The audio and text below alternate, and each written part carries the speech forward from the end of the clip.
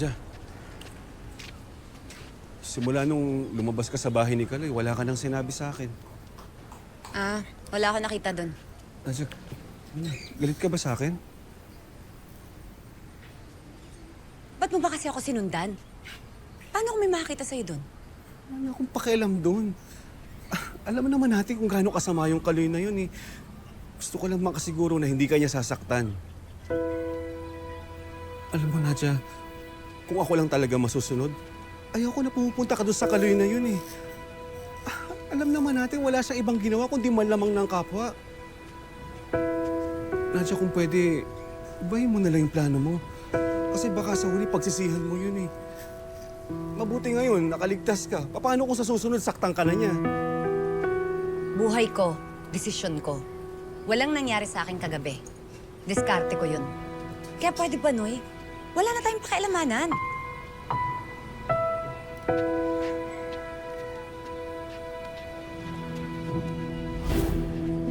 Uy, Madam Nadia, good morning! Kumusta ka? Buti. Uy, okay ka lang? Kaya na. Ano nangyari sa'yo? Wala. Ay, bibili pa pala ako ng pipino para sa pinaka-aantay kong homemade facial. O, di ba? Para fresh at glowing ako. Hindi kagaya ni Ador. Kahit 5 sako pa ng pipino ilagay niya sa mukha niya, tsaka siya! Uy, si Kaloy ba yung kachat mo? Uy, Madam Nadia, wag mong aksayan ng oras yung si Kaloy, ha? Pero ito real talk lang. Tingin mo ba talaga tama yung ginagawa mo? At baka naman mamaya pagsisihan mo yan, ha? Sabi ko naman sa'yo, kaya kong sigmurain lahat basta para kay Makmak. Ay, iba talaga pag mother figure na, no? Alam mo, mag-ina talaga kayo ni Mama G. Anong next move mo? Pero alam mo, kinikilabutan talaga ako pag naiisip ko yung mga pinagagawa mo sa buhay. Naku, bakla ka ng taon. Sobrang adventurous mo, ate. Makikita kami mamaya, may kailangan lang akong gawin. Totoo ba? Ay, naku, bahala ka nga dyan. Diyos ko, basta maging alerto ka, mag-iingat ka, at higit sa lahat, wag na wag mo isuko ang peres ng silanganan. Sinasabi ko sa'yo. Diyos ko, napapasa sa akin ni Mama G yung alta presyon niya Sigurado ka? Opo. Basta babalita ulit na, napakasarap nito. Salamat! Ay, Loleng. Oh, Gloria, Sa palagay mo, paano kaya nangyari to? May idea ka kaya kung paano naputol yung plug ng steamer ko? ano bang pinagsasabi mo?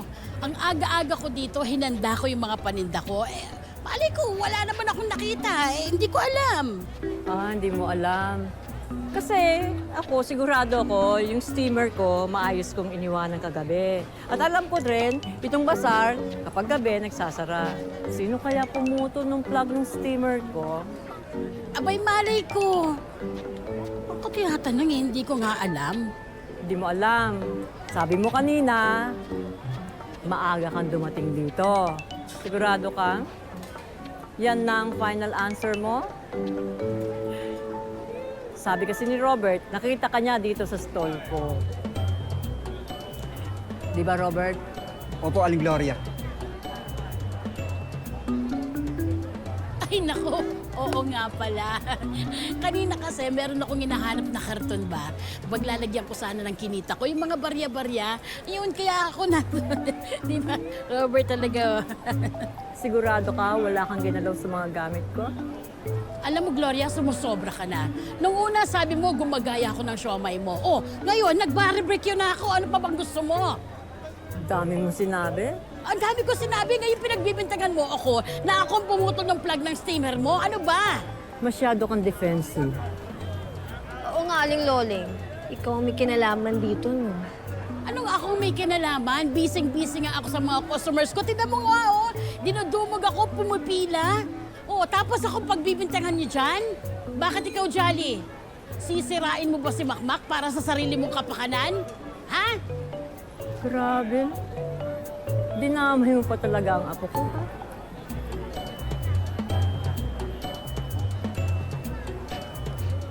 Sige, Robert. Salamat. Thank you po. Marami ng tao sa Sige tindahan. po, thank you po.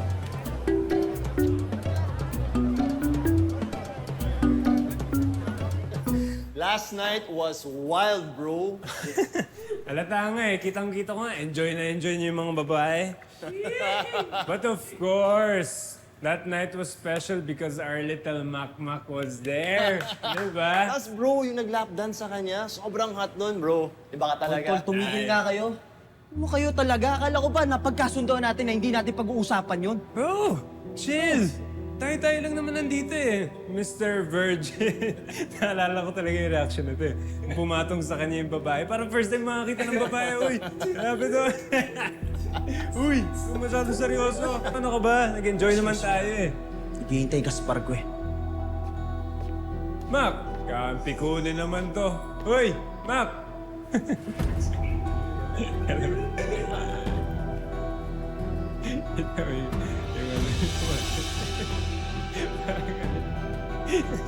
tara na, tara na.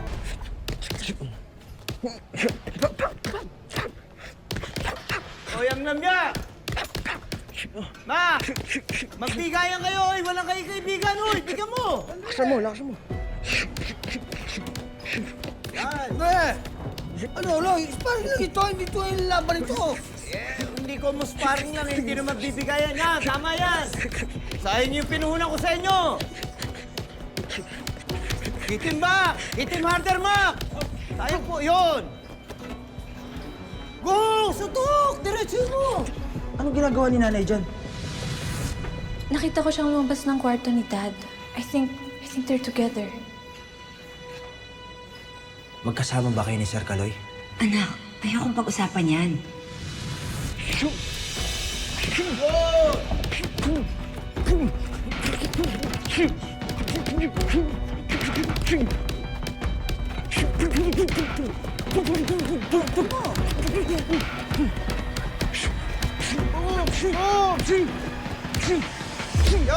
Yun! Ano ba?